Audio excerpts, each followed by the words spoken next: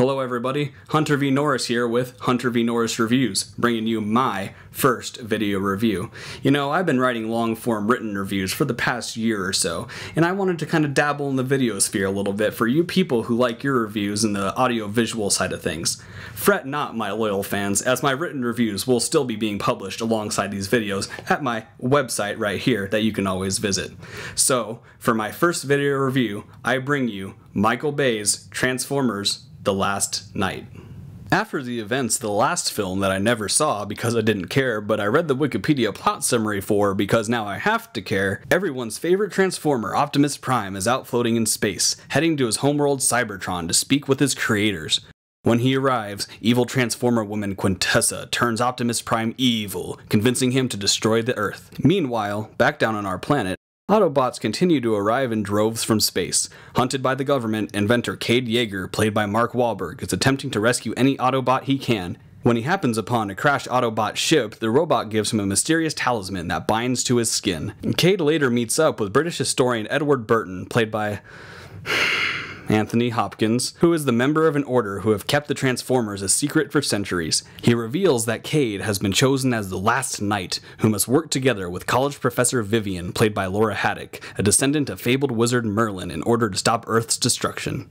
I'm not making any of this up.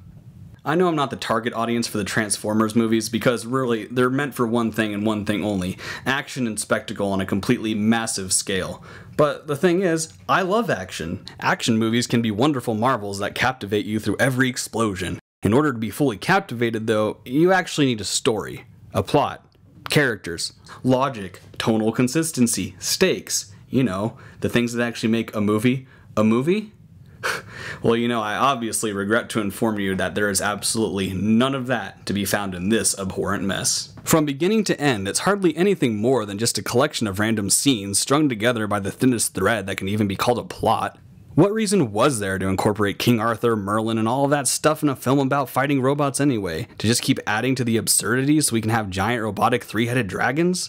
It's just so needlessly confusing and complicated. Everything about this film just feels horribly slapped together. There's a lot of time wasted on subplots and minor characters that go nowhere and have no actual effect on the overall story, if there was one. The film basically takes an hour and a half to set up this inane, convoluted plot, all with pointless and long scenes of action and exposition to boot. There are so many aspects set up to the story and characters that they practically get no payoff. I mean, what was the point of all the little kid characters, especially Isabella, played by Isabella Moner? They add nothing to the film. Bay attempts to give her a little story with finding a father figure in Cade, and he sees her as a daughter, and blah blah blah, but of course, it goes nowhere. Was this just some cheap way to pander to kids, especially girls, and give them somebody to identify with? I don't see it working, as she's not really given any real character or development, so having 52-year-old Michael Bay suddenly focus so much on a 14-year-old girl felt a little weird. Characters are constantly introduced in one scene only to be dropped for the next half hour, and then for them to reappear again later when it's convenient. I kept asking myself, where is this character at? Where is that character at? Also, how many times can someone change their clothes in the span of a day? I swear, Wahlberg's paper-thin love interest was in a new outfit every other scene. This isn't just due to the overly complicated plotting, but also the chaotic editing, which is just atrocious. It's so frenetic, and it goes from shot to shot with no fluidity or sense of direction, constantly leaving me confused, even during the dialogue scenes. I started off the film completely confused, but as the offensively long running time continued to drag on and on and on with absolutely nothing of consequence happening, I was really starting to get irritated. The worst part is that there's no refuge from Michael Bay's terrible brand of humor.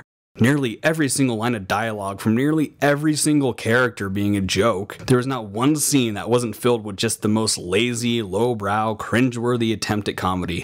It goes beyond comedic relief, to where it's practically a horrendously unfunny comedic farce, basically giving me a groan reflex throughout. The fact that these comedic scenes permeate the entire film and just do nothing but pad the running time, it just really started to get frustrating. The only time I actually genuinely laughed is when Mark Wahlberg called a robot a skank, and that's only because it was just so absurd. There's no drama to latch onto, nothing to laugh at, just mindless noise. You think we'd at least get some decent performances from this, right?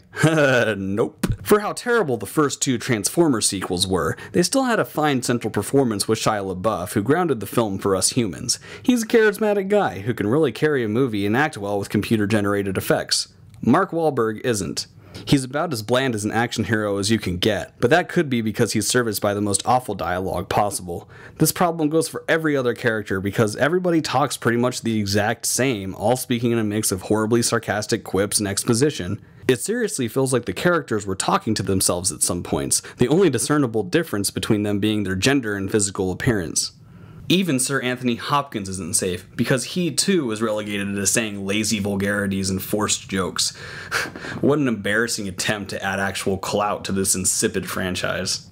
Every actor is terrible, but mostly due to the failure of the writing and directing. There is no character with any depth, and any motivation or personal story is slim at best. It's been a long while since I've seen a film that lacks both a story and a plot. Yeah, the production design, visual and special effects, pyrotechnics, booming sound design, and destruction are as beautifully realized as ever, but what's the point? The direction, camera work, and editing are still incomprehensible, and with no emotional attachment, there is nothing to get out of any of the action, the 3D shockingly being the best part. I don't often see films in IMAX 3D, but since I heard that 98% of this film was shot with IMAX 3D cameras, and my local theater has one of the only true IMAX theaters left in the country, I decided to plop down the extra cash.